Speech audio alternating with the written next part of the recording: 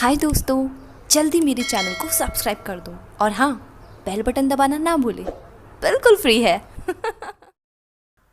ये दिविश भी ना हर जगह अपनी शर्ट ऐसे फैला देते हैं और शूज़ को निकाल के ऐसे फेंकेंगे ना, एक कानपुर में एक नागपुर में। जया जल्दबाजी में अपने बेडरूम में दिविश के बिखरे सामान को समेट रही थी। जया, मैं जा रहा हूँ, शाम को मिलते हैं। हाँ हाँ ठीक है, अरे रुको एक मिनट। बेडरूम से हॉल की तरफ भागते हुए जया दिविश को रोकती है। अब क्या हुआ? अरे बाबा, आपका टिफ़िन ये लीजिए। Okay bye.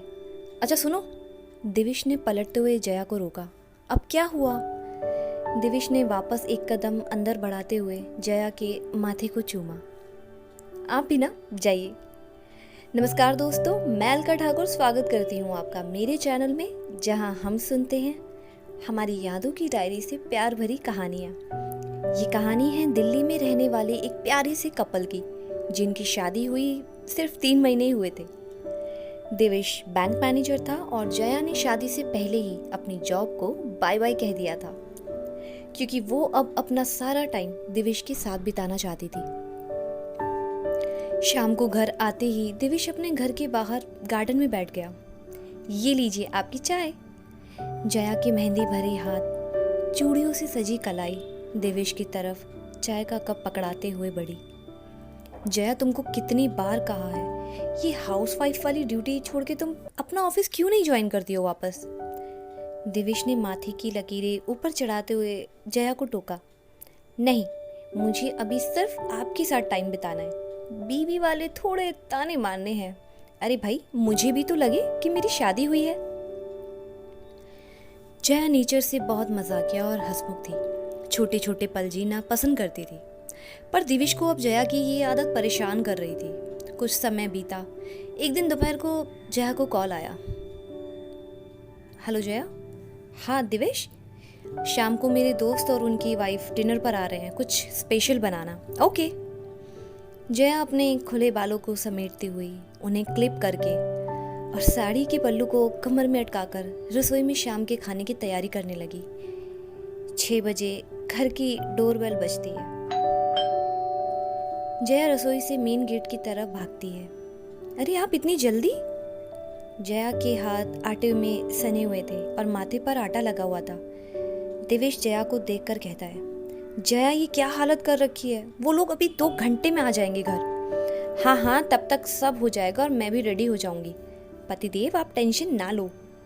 दिविश अपने कमरे की ओर कदम बढ़ाता है। सारा काम निपटाकर जया भी रेडी होने लगती है। और जया सुनो ना, आज तुम वो नीली वाली साड़ी पहनना, उसमें तुम बहुत प्यारी लगती हो। दिविश, पर वो बहुत हैवी है, मैं कैसे संभालूंगी? वो तुम जानो, बस सबके सामने तुम बेस्ट लगो। ये दिविश भी ना इतना शो ऑफ। थोड़ी देर में सब मेहमान आ जाते हैं। नमस्ते भाभी। हाय जया। ये सब दिविश के ऑफिस कलीग थे। सब हंसी मजाक करते हुए एक साथ डिनर कर रहे थे। तभी किसी ने जया से सवाल किया, भाभी जी वैसे आप ऑफिस क्यों नहीं ज्वाइन करती? भाई, आज के टाइम में तो सब लड़कियां शादी के बाद मोस्टली अपना करियर सेट करने में लग जाती हैं। तभी जया ने स्माइल के साथ जवाब दिया, आई नो मनुज, पर मुझे दिविश के साथ टाइम बिताना, उनका इंतज़ार करना और घर को सजाना, ये सब मुझे बहुत अच्छा लगता है। सभी जया की ये बात सुनकर हंसने लगते हैं, पर ना जाने दिविश को जया की ये बात पसंद नहीं आती। एक एक करके थोड़ी देर में सब मेहमान चले जाते हैं। रात के 12 बजे जया शीशे के आगे बैठकर अपनी चूड़ियां उतार रही थी। थकान उसके चेहरे पर साफ नजर आ रही थी। इतने में दिविश कमरे में आता है। दिविश, हम संडे मूवी चले, फिर वहीं से डिनर, रात को वॉक। बड़े उत्साह के साथ जया ने उम्मीद लिए दिविश को देखकर कहा, पर दिविश से आए जवाब की उम्मीद तो जया को भी नहीं थी। बंद करो ये बचपना जया, क्या ये 16-18 साल की टीनेजर की तरह बिहेव करती हो तुम? लाइफ में आगे का सोचो, मैच्योर बनो। ये घर में रहना, घर सजाना, खाना बनाना, मेरा इंतजार करना, नॉर्मल हाउसवाइफ, मुझे ये सब नहीं पसंद। जया एक तक दिविश को ही देखी जा रही थी। आंखों में आंसू की नदियां छलक पड़ी थी। बस अब रोना शुरू, यार तुम बदल गई हो। जया बिना कुछ बोले अपनी अलमीरा खोल के उसमें से अपना नाइट गाउन निकालती है और बाथरूम की तरफ बढ़ जाती है। रात के 2 बजे बेड की दूसरी तरफ लेटी हुई जया दिविश को गहरी नींद में सोता हुआ देख रही थी और कुछ सोच रही थी। आज दिविश ने ऐसा क्यों कहा? मैंने तो उन्हें पहले ही कहा था कि मैं कुछ टाइम तक उन्हीं के साथ रहूंगी। अरे नहीं, शादी हुई है, 3 महीने हुए हैं, 3 साल नहीं। दिविश मुझसे पक गए हैं। अब मेरा मजाक करना, घर में रहना उन्हें पसंद नहीं। इन सब सवालों को सोचते हुए जया नींद की गलियों में खो जाती है। सुबह के 9 बजे आंख खुली तो देखा दिविश बेड पर नहीं था। जया ने घड़ी को देखकर जल्दबाजी में अपने कदम घर की रसोई की तरफ बढ़ाए। मैं जा रहा हूँ जया, बिना कुछ खाए। आज दिविश ऑफिस निकल गए। न जाते हुए बाय कहा, इतनी बेरुखी। अपने लिए चाय बनाकर जया बाहर गार्डन में बैठ जाती है।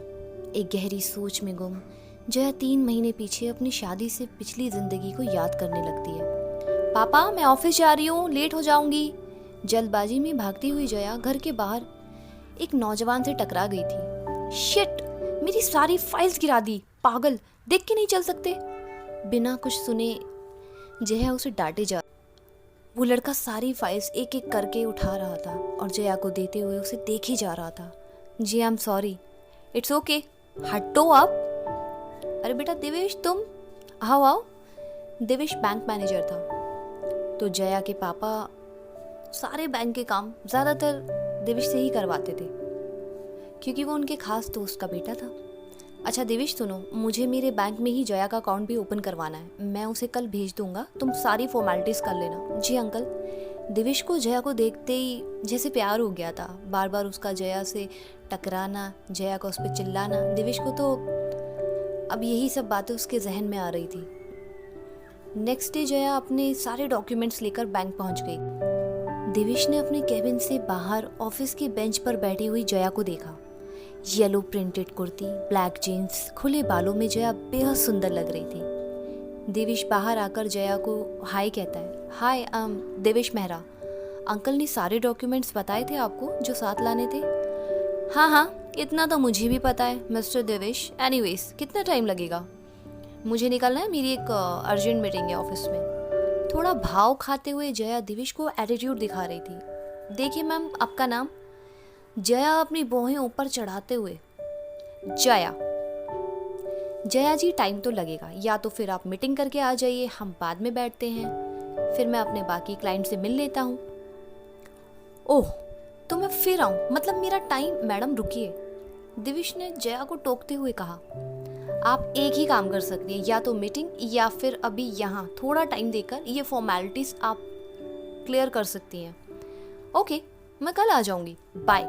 जया चिढ़ते हुए वहां से निकल जाती है। दिविश जया को वहीं खड़ा हुआ देख रहा था और मन ही मन मुस्कुरा रहा था।